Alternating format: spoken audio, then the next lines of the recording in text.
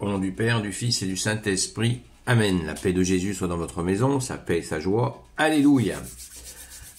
Nous lisons le Saint-Évangile selon Saint Luc, chapitre 19, versets 45 à 48. Que ta parole, ô Jésus, rentre dans mon esprit, que mon cœur, ma bouche proclame ta parole et que mon cœur l'accueille. Amen. Alors Jésus entra dans le temple. Il commença à jeter dehors les vendeurs en leur disant « Il est écrit, ma maison sera une maison de prière, mais vous en avez fait une caverne de brigands. » Chaque jour il était dans le temple et il enseignait. Les grands prêtres et les maîtres de la loi voulaient sa perte, et de même les chefs du peuple. Mais ils ne savaient que faire, car tout le peuple l'écoutait, suspendu à ses lèvres. Amen. Nous voyons bien que la bonne nouvelle, qui est Jésus lui-même, n'hésite pas à aller dans la confrontation face aux abus des tenants de la religion de l'époque et des chefs du peuple. Donc, ça nous renseigne sur ceux qui ont voulu la perte de Jésus. Il s'agit bien donc des tenants de la religion et des chefs des peuples, des chefs du peuple juif de l'époque. Alors, par rapport à cette colère de Jésus, ici, Saint Luc donne peu de détails.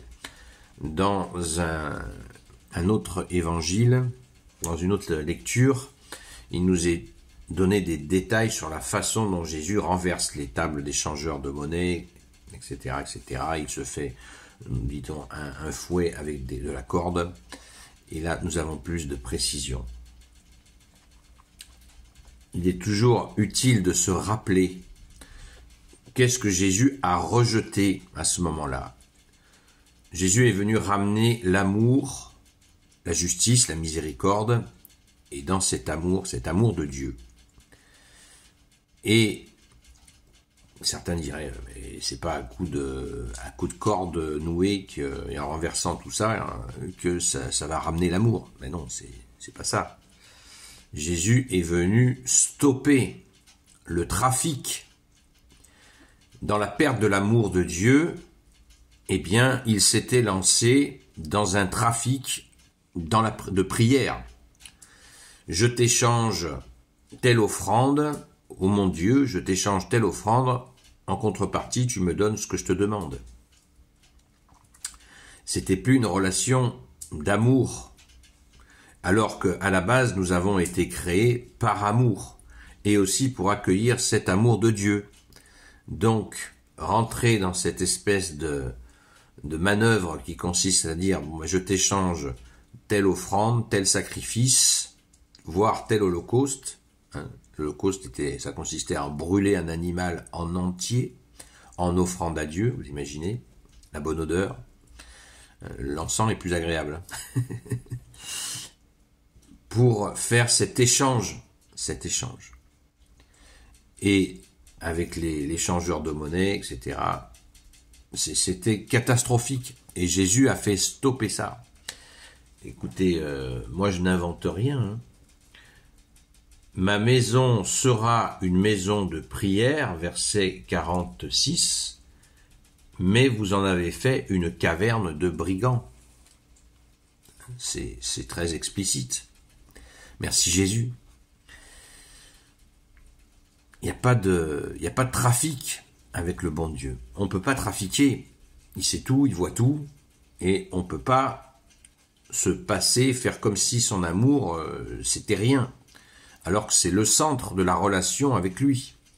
Et Jésus s'est fait homme pour ce face-à-face, ce cœur-à-cœur avec lui, où on l'accueille et où on l'aime.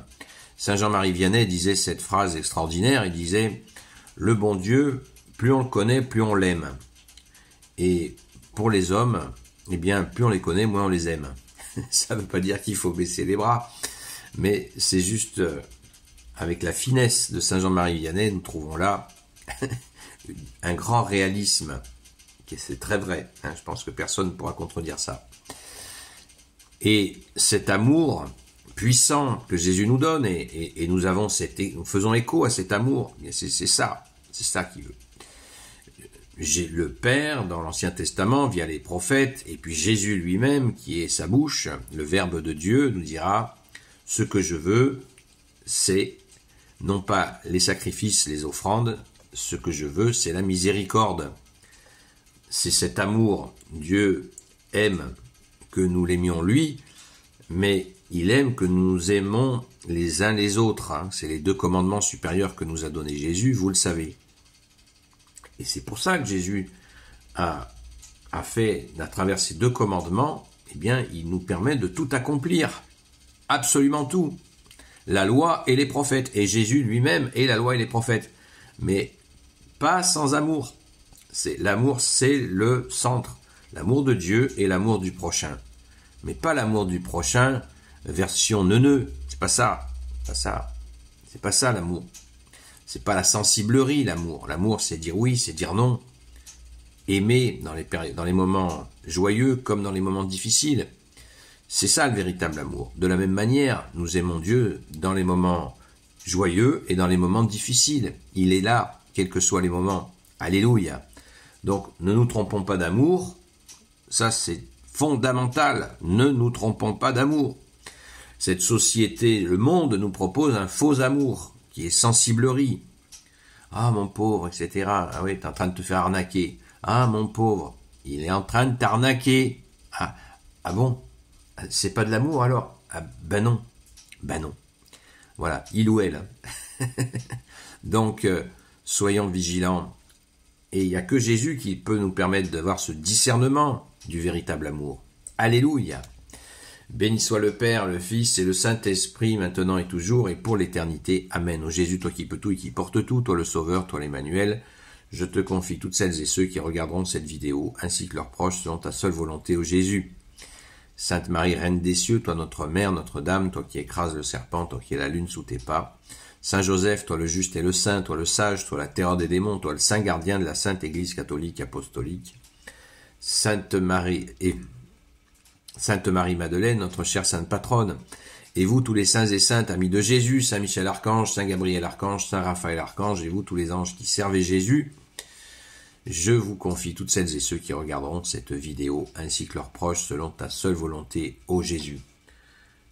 N'oublions pas qu'à ce moment-là, c'est un des seuls moments, c'est peut-être le seul moment, il y a eu un petit moment, des petits frottements aussi, mais là, c'est un moment massif où Jésus a montré sa colère. Cette colère, une colère jalouse pour l'amour de son Père. Et cette colère ne nous donne pas l'autorisation à nous de nous mettre en colère, puisque Jésus nous interdit la colère. Alors, il y en a qui disent, oui, la saine colère. Non, pas de colère. Jésus ne veut pas que nous mettions en colère. Merci Jésus de nous y aider, parce que ce moment de colère que nous a donné Jésus, c'est bien pour montrer exactement ce que je viens de vous expliquer. Enfin, Jésus l'a fait bien mieux que moi, bien entendu. Voilà, donc ne profitons pas de ce moment, cette séquence d'évangile pour justifier nos colères. Pas du tout.